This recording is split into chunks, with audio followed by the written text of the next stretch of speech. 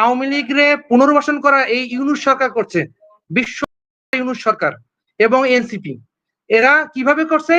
এই যে আওয়ামী লীগকে যেভাবে নিষিদ্ধ করা হয়েছে, সে এই নিষিদ্ধের মাধ্যমে অন্যান্য দল এর উপর মানে ইন্টারেস্ট যুক্ত হয়েছে। কিন্তু হাসিনার জনপ্রিয়তা বাড়ছে। আপনি যদি অনলাইনে দেখেন হাসিনা আওয়ামী লীগের জনপ্রিয়তা কি পরিমাণ বাড়ছে, এটা কার কারণে? আপনার কাছে হাসিনার এটা না জনপ্রিয়তা না বাড়ছে, আর আমার কারো কাছে কাছে না, বাড়ে নাই। আমার কাছে না মনি ভাই, আপনি আপনার মতো যারা হাসিনার সুবিধাভোগী ছিল তাদের না তাদের কাছে মনি ভাই। আসসালামু আলাইকুম, কথা শোনা যাচ্ছে? জি ওয়ালাইকুম সালাম, জি শুনতে পাচ্ছি, বলেন।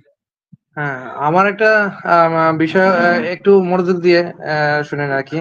মনে ভাই একটু সময় দিতে হবে আমাকে। আমার বিষয়টা হলো যে আওয়ামী লীগ আর ভারত বিরোধী যে ঐক্য ছিল, এই ঐক্যটা দুইটা পক্ষ বিভক্ত হয়েছে। একটা হচ্ছে পশ্চিমাদের দালালি করা, আর একটা পক্ষ হচ্ছে পশ্চিমাদের দালালি না করা।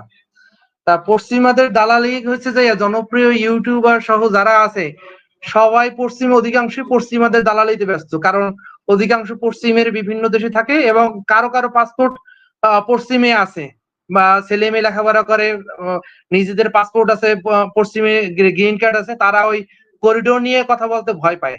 করিডোর খুবই আশঙ্কাজনক বিষয়। ক্যাপ্টেন মারুফ রেজা ভাইয়ের কাছে প্রশ্ন, করিডোর নিয়ে কথা বলতে ভাই এত ভয় কিসের? আওয়ামী লীগ নিয়ে, বিএনপি নিয়ে, ভারতের নিয়ে এত কথা বলেন, আমেরিকা নিয়ে কথা বলতে এত ভয় কিসে? পশ্চিমে কি ছেলেপান লেখাপড়া করে, না আপনার নিজের পাসপোর্ট আছে আমেরিকায় বাঁধা? কি কারণে এত কথা বলতে ভয় করে? এটাই তো সবচাইতে বার্নিং ইস্যু বাংলাদেশে। এর উপর তো কোনো বার্নিং ইস্যু নাই আপনার এই দেশে এখন বর্তমানে। ডিপি ওয়ার্ল্ড এবং করিডোরের উপরে বাংলাদেশে এখন বার্নিং কোনো ইস্যু নাই। এই আওয়ামী লীগ তো মরা ইস্যু, মরাটারে আর কত ধাক্কাধাক্কি করবেন? একটা মরা ইস্যুকে নিয়ে আওয়ামী লীগ তো মরে গেছে, আওয়ামী লীগ আপনি নিষিদ্ধ করে দিচ্ছেন, একটা কথার মাধ্যমে নিষিদ্ধ করে দিচ্ছেন। আর আওয়ামী লীগের পুনর্বাসন কারা করছে? একটা মারুফ রেজা ভাই অনেক লেখাপড়া করছেন, এটা খুব ভালো করে জানেন, একটা নিষিদ্ধ জিনিসের উপরে মানুষের স্বাভাবিক আকর্ষণ থাকে। আওয়ামী লীগরে পুনর্বাসন করা এই ইউনূস সরকার করছে, বিশ্ব বাটপার ইউনূস সরকার এবং এনসিপি। এরা কিভাবে করছে?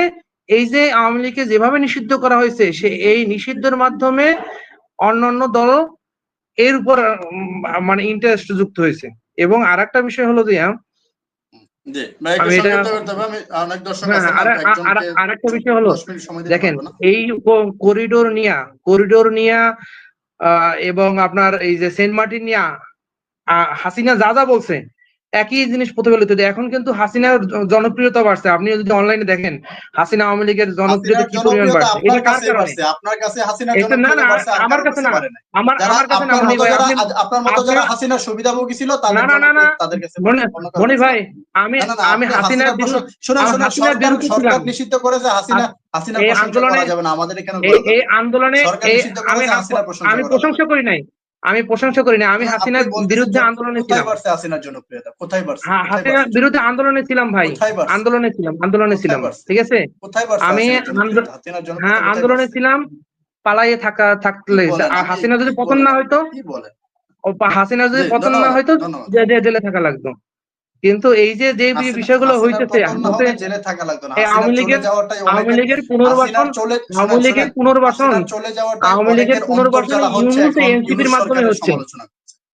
আওয়ামী লীগের পুনর্বাসন ধন্যবাদ আপনাকে ভাই, এত সময় দিতে পারবো না।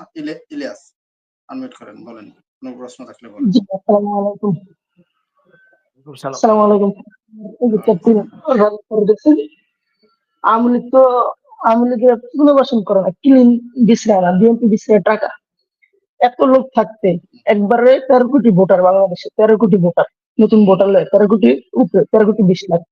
তো এই 13 কোটি কি সবই বিএনপি, সবই আওয়ামী লীগ? এর ভিতরে ভালো লোক নাই তো? আওয়ামী লীগ ক্লিন আওয়ামী লীগ বিশ্রাম দেবো কে? খেরা আমরা নতুন সদস্য গ্রহণ করবো, ক্লিন আওয়ামী লীগ ছাড়া হেরা চলতে না। ক্লিন আওয়ামী লীগ না, ক্লিন টাকা। একটা ওয়ার্ড কমিশনার যে আওয়ামী লীগ সাপোর্টার করছে, ওর ঘরে কমসে কম 20 কোটি টাকা। একবারে যদি কয় নাই, তারপর 20 কোটি টাকা আছে, যদি কয় নাই। আমার বাসা সিদ্ধিগঞ্জ, নারায়ণগঞ্জ 5 নং ওয়ার্ডে, ওটা তো কমিশনার বিএনপির গেসুদ্দিন এমপির ছেলে। 6 নং ওয়ার্ডে এমন কোন কাজ নাই না করছে। একবারে ট্রলারতে শুরু করে, সাদাবাদী রিক্সাতে শুরু করে, আদমজি ইপিজেডের জুট ব্যবসাতে শুরু করে, এবং কি আপনার ওই যে টেম্পু স্ট্যান্ড যা আছে সব ওর দখলে ছিল। তো ওই ম্যাক্সিমাম আন্না হইলো 500 কোটি টাকার মালিক, একটা সাধারণ ওয়ার্ড কমিশনার আন্না হইলো 500 কোটি টাকার মালিক। তো ওরা যদি পুনর্বাসন করে কমসে কম 200 কোটি টাকা দিব, কমসে কম 200 কোটি টাকা দিব। তো কিলিন আওয়ামী লীগ বিছরায় না, কিলিন টাকা বিছরায়, এত লোক থিয়া জি কিলিন আওয়ামী লীগ বিছরায় দেয়। জি জি ভাই। ধন্যবাদ আপনাকে, ধন্যবাদ। আজহারুল ইসলাম, ক্যামেরাটা অন করেন, ক্যামেরা অফ আছে, ক্যামেরা অন করেন। আসসালামু আলাইকুম। ওয়ালাইকুম সালাম, ক্যামেরাটা অন করতে হবে, ক্যামেরা অফ আছে আপনার।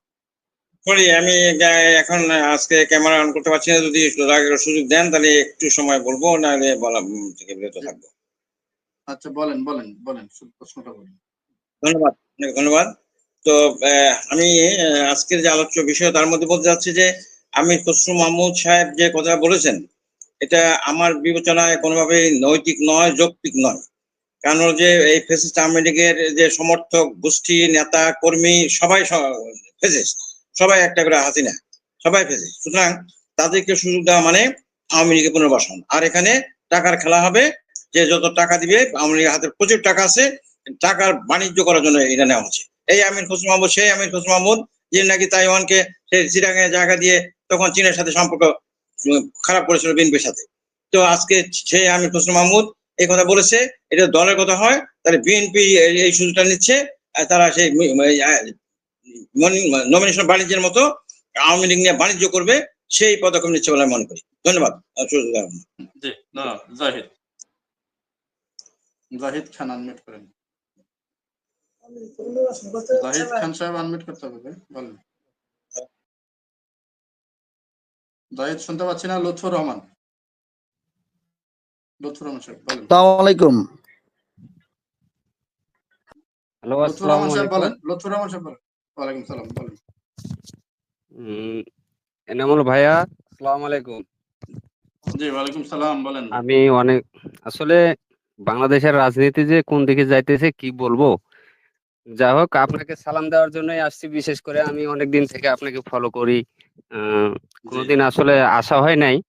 তো থ্যাংক ইউ ভাইয়া, আপনাদের মতোই লোকই দরকার রাজনৈতিক ক্ষেত্রে। আপনাদের ভূমিকাটাই বেশি প্রয়োজন মনে করি। এই যে এক একজন আসে এক এক ধরনের কথা বলে, তাদের কোনো কথার ভ্যালুই নাই, ঠিক আছে?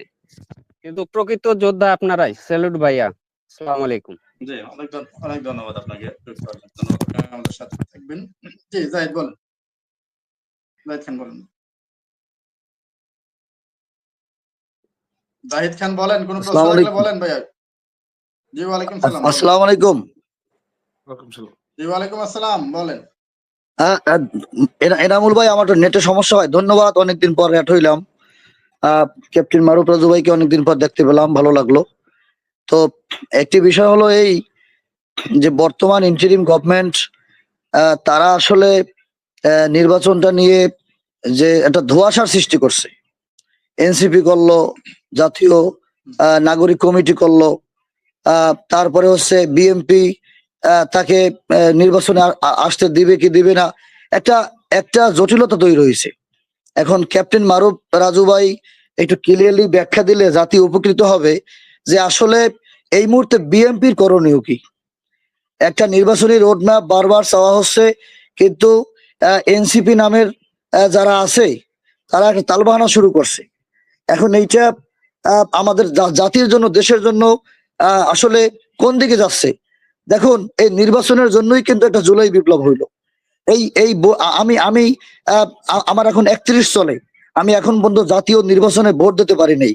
সুতরাং এই ভোট আসলে কি আমরা দিতে পারবো কিনা, এবং এই মুহূর্তে বিএনপির করণীয় কি, এইটা মারুফ রাজু ভাই ব্যাখ্যা করলে আমার মনে হয় জাতীয় উপকৃত হবে। ধন্যবাদ। আসসালামু আলাইকুম। ধন্যবাদ, ধন্যবাদ। জি ওয়ালাইকুম সালাম। মনিরুল ইসলাম, মনিরুল ইসলাম সাহেব বলেন। আসসালামু আলাইকুম রহমতুল্লাহ। ধন্যবাদ এনামুল ভাই, আর ধন্যবাদ ক্যাপ্টেন মারুফ রাজু ভাই, কারণ উনি সবসময় আমাদের মনের কথাগুলো বলেন। আমি সাধারণ একজন নাগরিক, আমি জানি না নাগরিক বলতে বর্তমান রাজনীতিবিদরা কাকে বলে।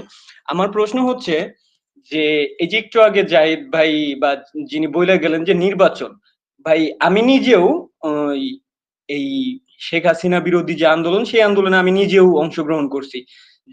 যদিও আমি গার্মেন্টসে চাকরি করি, তারপরে লাস্ট কয়েকদিন গার্মেন্টস অফ ছিল, তখন আমি নিজেও আন্দোলনে যোগ দিছি। বিশ্বাস করেন ভাই, আমি নির্বাচনের জন্যই করিনি, আমি দেশটাকে ভালো করার জন্য করছিলাম। সেই দেশটা ভালো হচ্ছে না, আমার মনে হয় না এবারও দেশটা ভালো হবে। আমাদের বিপ্লব হয়তোবাই হয়েছে। আর আমার দ্বিতীয় কথা হচ্ছে আওয়ামী লীগ। আওয়ামী লীগ বলা হচ্ছে যে যেই আওয়ামী লীগ গুলো ভালো। আচ্ছা, ভালো আওয়ামী লীগ বলতে আমরা কাকে বোঝাচ্ছি? সাধারণ একটা এলাকার যে একটা আওয়ামী লীগের ক্লাব থাকে, যুবলীগ ক্লাব টাব, এই ক্লাবের মধ্যে যে একটা চা পান নিয়ে আসে একটা ছেলে, চা পান এনে দেয়, সেই ছেলেটাও মাদক বিক্রির সাথে যুক্ত। সেই তার এতটুকু ক্ষমতা নিয়েও সে মাদক বিক্রির সাথে যুক্ত ছিল, এরকম অনেকে আছে। তাহলে ভালো আওয়ামী লীগ কোথায় পাইছেন? আওয়ামী লীগ কি মানুষ করছে ভালো করার জন্য? আওয়ামী লীগ করছে টাকা ইনকামের জন্য। তাহলে আজকে বাস্তবতা সবাই ভুলে গেছে, এতগুলা ভাইয়ের রক্ত সবাই ভুলে গেছে। ধন্যবাদ ভাই।